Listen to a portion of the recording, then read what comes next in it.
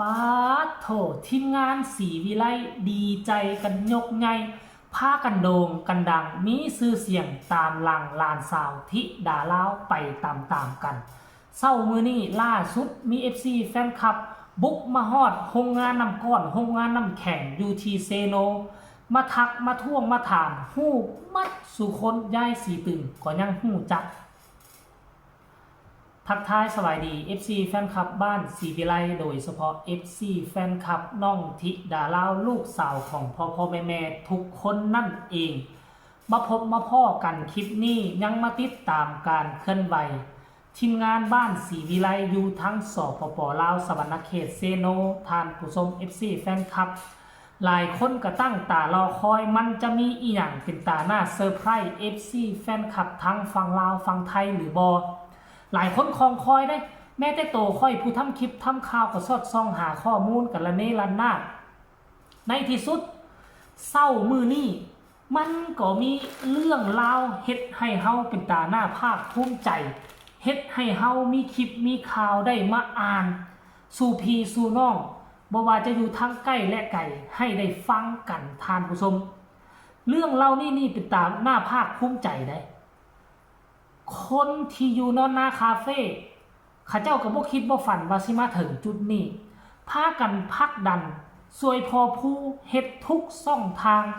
เพื่ออยากให้น้องธิดาลาวมีสื่อมีเสียงพากันพักดันพากันกดไลค์กดแชร์พากันเลี้ยงกันดูน้องธิดาลาวมีอันใดเป็นตาแซ่บๆก็เอามาแบ่งปันให้กินตลอดเพื่ออยากให้น้องประสบผลสำเร็จเพื่อนอยากให้น้องโตขึ้นมามีวิชาอาชีพดูแลครอบครัวบ่ว่าจะอยู่ทางฝั่งลาวฝั่งไทยแล้วมื้อนี้เป็นเลิกงามยามดีพากันข้ามมาเยี่ยมยามสวรรณเขตอีกครั้งหนึ่ง FC แฟนคลับทางฝั่งลาวฮู้ข่าวว่าทีมงานของพ่อภูมาฮอดจุดนี้มาฮอดเซโนตื่นเช้ามาอาจจะหน้าตาในบ่ทันล่างโดยซ้ำไปบุกมาฮอดโรงงานน้ำแข็งโรงงานน้ำก้อนพอน้องไอมาเห็นตาวังมาเห็นยายรุ่นมาเห็นแม่เจี๊ยบท่วงทักหู้ฮอดยายสีตึงทานผู้ชม FC แฟนคลับและเป็นพากันโด่งดังทั่วหมู่บ้านศรีวิไลไปแล้วปัจจุบันนี้ปฏิเสธบ่ได้ว่าลานค่ำลานคูนจึงแล้วก็จองดึงให้มีชื่อมีเสียงคันคนบ่มีชื่อมีเสียงคนจะบ่ฮู้ได้ไปต่างบ้านต่างเมืองบ่มีไผฮู้จักชื่อเจ้าแน่นอนแต่อันนี้เขาฮู้จักชื่อเจ้าเพราะหยังเพราะเขาฮู้จักธิดาลาวเข้าไปเบิ่งชีวิตการเป็นอยู่ธิดาลาวแล้วไปเห็นทุกคนที่อยู่อ้อมข้างธิดาลาวช่วยบอกช่วยสอนเป็นครอบครัวเดียวกันกับธิดาลาวเขาก็เลยจดจื้อจำชื่อพวกเจ้าเมิดยายรุ่นตาสมหวังแม่เจี๊ยบดีอกดีใจแห้งว่าสั้นเดทานผู้ชมรายละเอียดให้ทุกคนไปชมคลิปนี้ใครอยากเห็นสีหน้าค่าตา FC ท่านนี่เป็นภัยมาจากใส่อายุประมาณเท่าไหร่ให้ไปส้มคลิปนี้น้ำกันไปส้มพร้อมกันเลย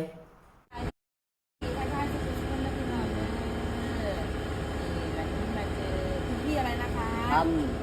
บุญทัน พี่บุญท่านเนาะ FC บ้านศรีวิไลค่ะ FC บ้านศรีวิไลหัวจักเมื่อสุขคนพยางออกมาทักถึกเมื่อ ขอบคุณหลายๆค่ะ ดีใจ มา ค่ะ ที่ พี่ แร น้ ก อง ก็เห็นพญายวางนั่งอยู่นี่คนทักเลยเหรอ เอ๊ อันพ่อแม่ยางออกมาแม่เจี๊ยบ ตาสูงหวัง แม่ยายรุ่นกับมาน้ำมูติพะนาโอ้ยดีใจแห้งค่ะ แม่อลู สวัสดีค่ะ พ่อใหญ่ตึง ตึง อันนั้นคุณพี่แม่ใหญ่สี ตึงความ ตึง ไม่ใช่สีเข้มพอดี ไม่สีเข้มพอดีเราเปลี่ยนชื่อให้กับความสีพอดีแซ่บ พอดี พอดีแซ่บผู้ใดบอกว่าเข้มบ่ได้สาดทิมพร้อม เข้มพอดี บ่ได้กินเฮาอันนี้ฉายาสีเข้มพอดี มาตีว่าเข้มไหมว่าขันเข้มก็คือเข้มพอดี ในแรกลูกสาวจึงได้น้ำนะเข้มพอดี เข้มพอดี เอาที่ดาเล่านี่จนบ้านให้กับข้าวหมอนังแกงน้ำไม่บ่อยากให้ยายซิมน้ำยันยายว่าเข้มสิได้เติมน้ำพะนะบ่ต้องให้ยายรุ่นซิมได้ยายรุ่นสิมาตีว่าเข้ม บัดเจ้าสีมาบอกเจ้าสีมาซิมซอยหนูนี่เจ้าสีมาซิมซอยหนูนี่บัดยายไปซิม มา หัว เจ เสี อย บแล้ว FC ที่เมืองฝั่งลาวค่ะเพิ่นบอกติดตามบ้านศรีวิไลตลอดเมื่อใดบ่ได้เบิ่งนอนบ่หลับเพิ่นได้พะนะโอ้ยดีใจใส่เสื้อในเฟซว่าจังได อันปอบุญท่าน เออ ใส่ซื้อในอันแต่เขาไปคอมเมนต์บ่ แมน โอ้ได้ใส่ซื้อหยัง ไปบุญทันสันวัฒน์ บุญทันเป็นภาษาลาวหรือภาษาไทย ภาษาลาว ภาษาลาวเขาก็อ่านบ่ออกคือเก่า เบิ่งหน้าแล้วไว้เอา เบิ่งหน้า ข้าวบอกที่นี่บุญธรรมมันก็สิเป็นบุญธรรม เอาสิได้เบิ่งเด้อบัดนี้เฮาสิได้ซ้อมเบิ่งขอบคุณหลายๆเด้อขอบใจหลายๆที่ติดตามบ้านศรีวิไลทุกช่องทุกหม่องทุกวันปะนะโอ้ยดีใจพี่น้อง กอด ดีใจ FC ตัวจริงเลย ฮะ จังบ่ ลูกเอาเจ็บ นี่ สาวเจี๊ยบ จากคือว่าจัง สาวคิวพนั เพราะว่าอยู่ในหน้าจอกับต้นไม้อย่างจริงมันบ่คือกันนั่น ตี เขาก็อยู่จอดแมน ไม่ว่าทำไม เอาขอถามไหม นี่ลิตรเขาก้อยลิตร ตัวจริงเขาหรือว่าเท่า บ่เท่า หาบอกให้เราลง บ่เท่าจริงนี่คืออายุกันประมาณวัง20ปีไป นั่น เอ้ยเบาๆให้เจี๊ยบบ่จริงแล้วกินข้าวกินน้ำบ่เจี๊ยบเอ้ย หลายเนาะ โอ้ยมื้อนี้เบาให้เจี๊ยบดีใจแฮงเถอะเนาะ FC ก็ได้เบาให้เจี๊ยบดีใจแฮงมื้อนี้ ตอนนี้ง่วงแม่ จักว่าถามธิดาเอ้ยอีหล่าจักโมงล่ะแม่ยายศรี 8:25 อ๋อ8:25 ซื้อแล้วนอนนก8ชั่วโมง โอ้ยเงือดหลายเด้บาน ตื่นกับตื่นรุ่นมู ตื่นก็เฮาก็ตื่นขึ้นมาก็ยังว่านอนบ่ครบอยู่พะนะ นึงบ่ต้องมาขึ้นเสื้อสีแดงขาผิวอาบน้ำเนาะ เพิ่นยังร้องเพลงเสืออยู่ดิเมื่อคืนกับเสียโก้ นะ ร้องเพลงกันวันอยู่เด้ เขาลงไล่หมดแล้วเจ้าของร้องเพลงมัน เราถึงแล้วนะเราถึงแล้วเรา แม่นเราบ่นอน ไอ้ว่าใครที่หนูไอ้ อันนี้นี่เหตุการณ์ที่มันเกิดขึ้นเศร้ามือนี่แบบสดๆฮ้อนๆแต่ละคนออกมาถ่ายคลิปก็แสดงความดีอกดีใจภาคภูมิใจหลาย